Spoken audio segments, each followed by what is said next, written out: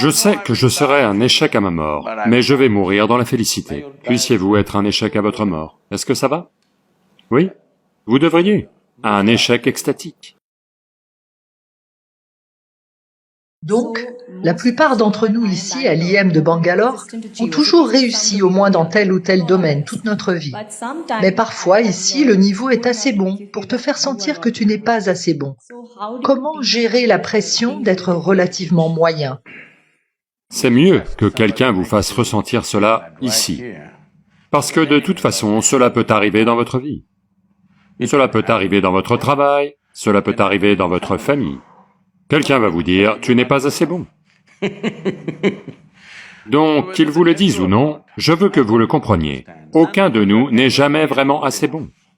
Si vous avez une intention à grande échelle dans le monde, vous n'êtes jamais vraiment assez bon. Les gens n'arrêtent pas de me dire, Sadhguru, vous avez fait tant de choses, ce projet-ci, ce projet-là. Je vais vous raconter mon projet. Parce que juste avant-hier, j'étais à la colline de Chamundi. Cela s'est produit il y a 37 ans. Je suis monté sur la colline de Chamundi et m'y suis assis. Sans aucune raison, je débordais d'extase. Chaque cellule de mon corps explosait. Je ne savais pas ce qui se passait. Quand j'ai parlé à mes amis les plus proches, ils m'ont dit, « Dis-moi ce que t'as bu, ce que t'as pris. » C'est la seule chose qu'ils pouvaient demander. Quand j'ai interrogé mon propre mental sceptique, mon mental a dit, « Peut-être que tu dérailles. » Mais je savais que j'avais touché une mine d'or. Quelque chose de fantastique a lieu en moi sans aucune raison. Si je m'assois simplement comme ça, je deviens tellement extatique que ce qui me semble durer 2 minutes a duré 7-8 heures. Avez-vous remarqué cela? Quand vous êtes très heureux, le temps juste pouf. Donc si je ferme les yeux et les ouvre, c'est comme si 8-10 heures étaient passées, juste comme ça. Donc à cette époque, j'ai fait un plan. Voici mon plan. C'est fantastique. Si je reste simplement assis ici, je suis complètement extatique. Alors j'ai décidé, à cette époque, la population mondiale était d'environ 5,6 milliards de personnes. J'ai dit, en 2 ans et demi, j'ai fait un plan précis. Comment je vais le faire? En 2 ans et demi, je vais rendre le monde entier extatique, parce que cela ne demande rien. Si tu t'assois simplement ici, ça a lieu. Eh bien, 37 ans...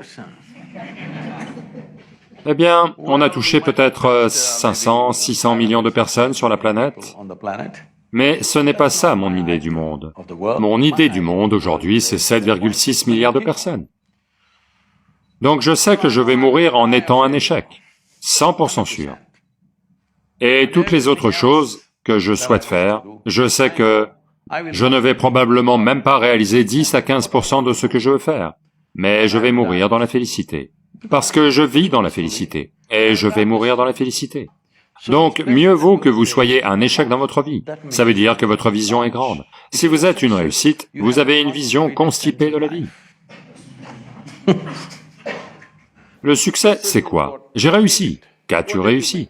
J'ai acheté une maison. Vous pensez que c'est une réussite? J'ai un travail.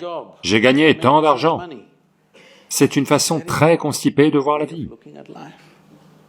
Je veux que les jeunes voient les choses en termes de comment peut-on faire quelque chose qui ne peut pas être fait dans cette vie?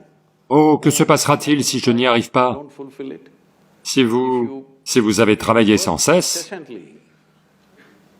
et que malgré ça, à la fin de votre vie, le travail n'est pas terminé, ça ne veut pas dire que vous êtes un échec, ça veut dire que vous aviez une grande vision.